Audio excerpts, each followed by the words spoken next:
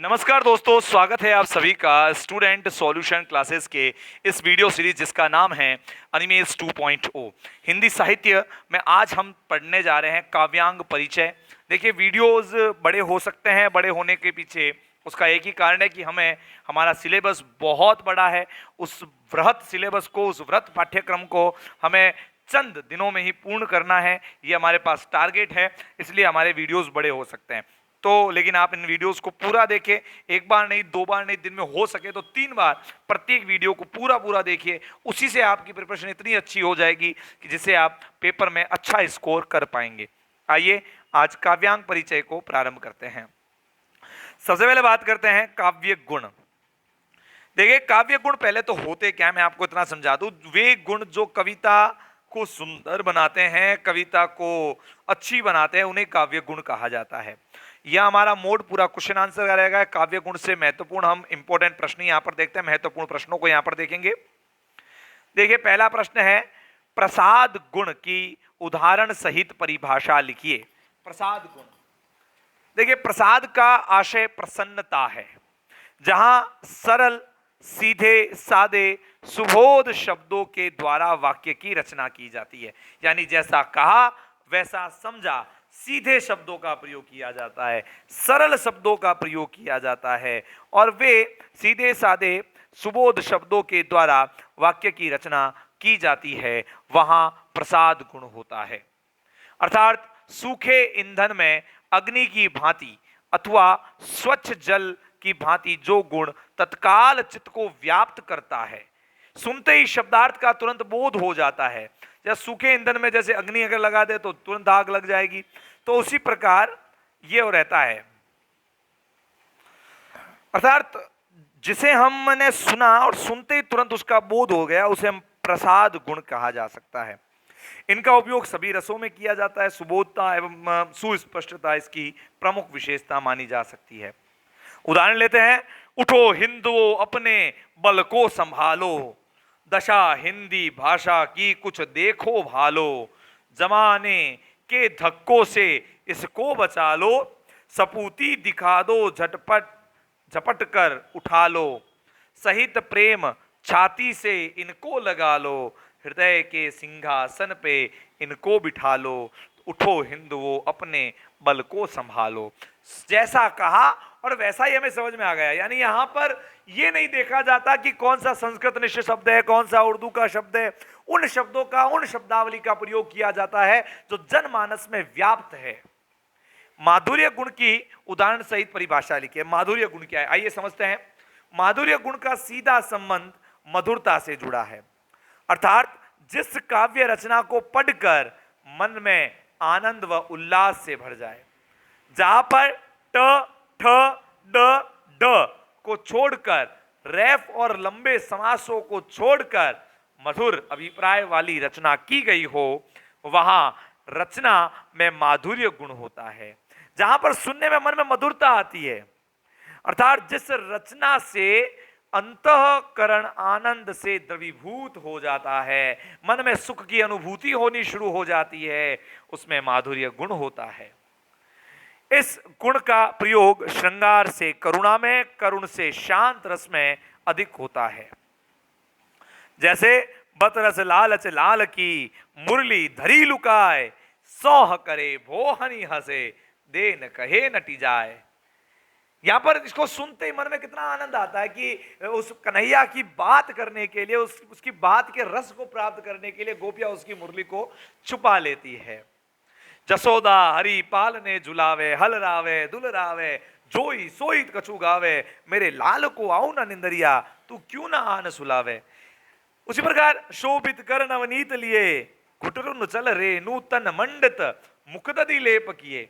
मतलब भगवान श्री कृष्ण की कैसा अनुपम वर्णन यहां पर किया है कि घुटनों से वे चलते हैं, रेणु तन मंडित किए, मिट्टी से पूरा शरीर उन्होंने भर लिया है, मुख दधि लेप किए और मुख पर दधि का लेप लगा लिया, दही का लेप लगा दिया है। मेरे नैना विरह की बेल बही, सिंचित नैन नीर की सजनी मूल पतार गई। उसी प्रकार जैसे मंद मंद चढ़ी चलियो, चेत निसी चंद चारू, मंद मंद चांदनी पसरत लतान ते, मंद मंद जमुना तरंगिनी हिलोरे लेती, मंद मंद मोद मंजू मंजुलिका सुमनते। तो ये जो है माधुर्य रस से परिपूर्ण रचनाएं हैं। आगे बढ़ते हैं, अगला है ओज गुण की उदाहरण सहित परिभाषा लिखिए। ओज गुण, ओज का आशय अग्नि से है। ओज शब्द का आशय तेज, प्रकाश व दीप्ति से है। जो रचना सुनने वाले के मन में उत्साह, वीरता, आवेश आदि जागृत करे, मतलब जैसे इसने सुना उसके मन में ऐसा जोश आ जाए, सुनते मन में वीरता की भावना जग जाए, जाद्वित्व वर्ण यानी डबलिंग जिन वर्ड इसके अंदर होती है, उन शब्दों का प्रयोग किया जाए। साथ ही साथ द्वितीय वर्ण, संयुक्त वर्ण जैसे कर्च है ना, एवं रकार युक्त वर्ण ट, ठ, ड, ढ से बने शब्दों की अधिकता हो और लंबे लंबे समासों द्वारा कविता की रचना की जाए, वहां ओज गुण होता है। इसका प्रयोग वीर, रौद्र, भयानक तथा विभत्स रस में किया जाता है। युद्ध वर्णन वीरों का स्वभाव, वीरता, वेशभूषा, प्रकृति के विराट एवं भयंकर दृश्यों को प्रकट करने के लिए ओज गुण का प्रयोग किया जाता है। जैसे दिल्लई दलन गंजती के शिव सर जा निसंक, लुट लिया सूरति सहर वंक वंकर अति डंक, वंक वंकरी अति डंक डंकरी अरु संकरी खल, सोच कत भोच लिए विमोच चख चल। ओज गुण में और भी ले सकते हैं, जैसे मचित चलित ताड़ित हो महा, अति प्रचंड प्रवंचन वेग से, जलद के दल से दल आ रहे, घुमड़ घिरते ब्रज हो रथे।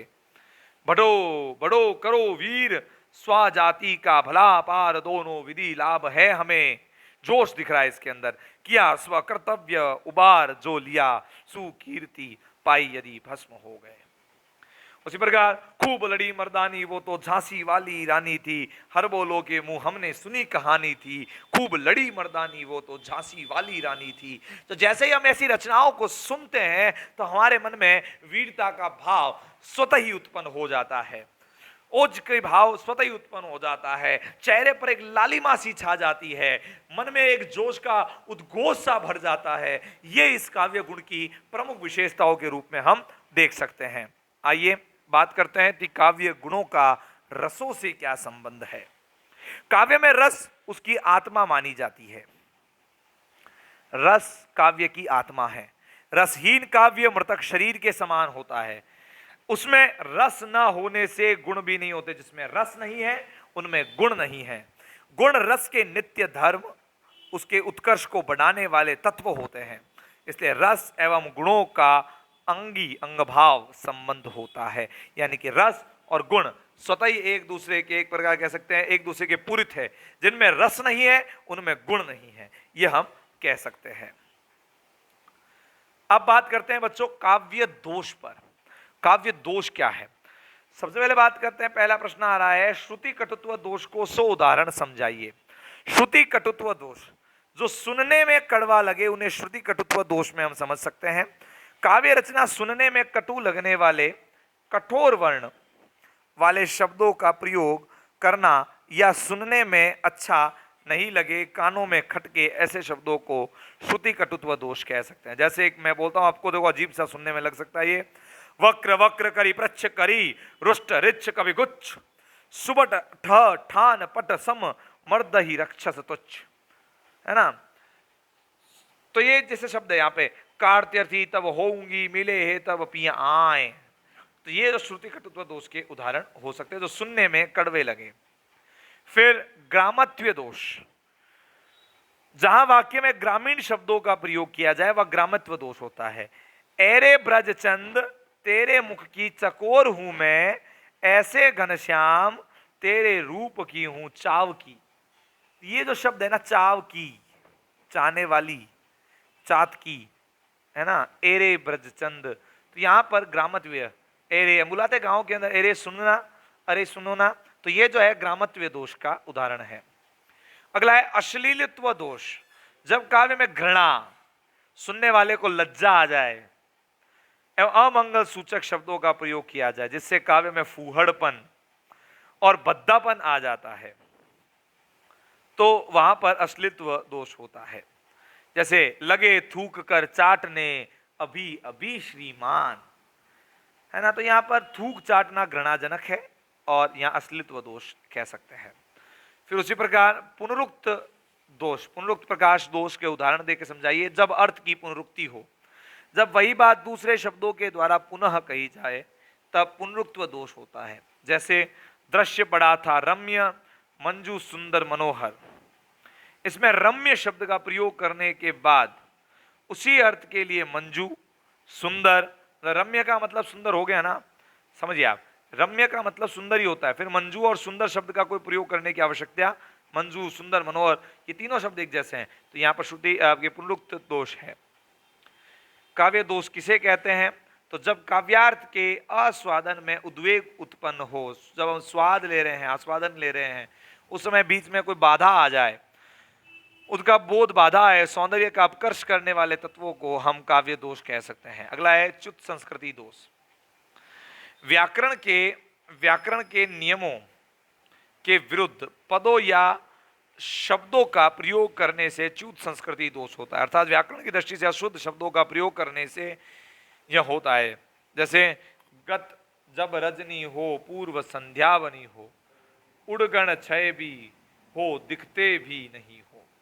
इस उदाहरण में देख सकते हो आप कि यहाँ पर गत जब रजनी, तो पूर्व संध्या बनी हो, रजनी रात संध्या बन गई है। उड़गण छय हो, मृदुल मधुर निंद्रा, चाहता चित मेरा, तब पीक करता तू, शब्द प्रारंभ तेरा। यहाँ तेरा शब्द अशुद्ध होने से च्युत संस्कृति दोष होगा। तो आज के लिए इतना ही। ये थे आपके काव्य गुण और काव्य दोष। कल की कक्षा में हम देखेंगे महत्वपूर्ण बिंदु है छंद और अलंकारों को। तो थैंक यू फॉर वॉचिंग। ज़्यादा से ज़्यादा बच्चों को ये वीडियो शेयर कीजिए और आप भी इन वीडियो को 1 से 2 बार लगातार सुनिए, जिससे आप चीज़ों को कंठस्थ कर सके, याद कर सके। थैंक यू बच्चों, देखते रहिए, सीखते रहिए स्टूडेंट सॉल्यूशन क्लासेस के साथ।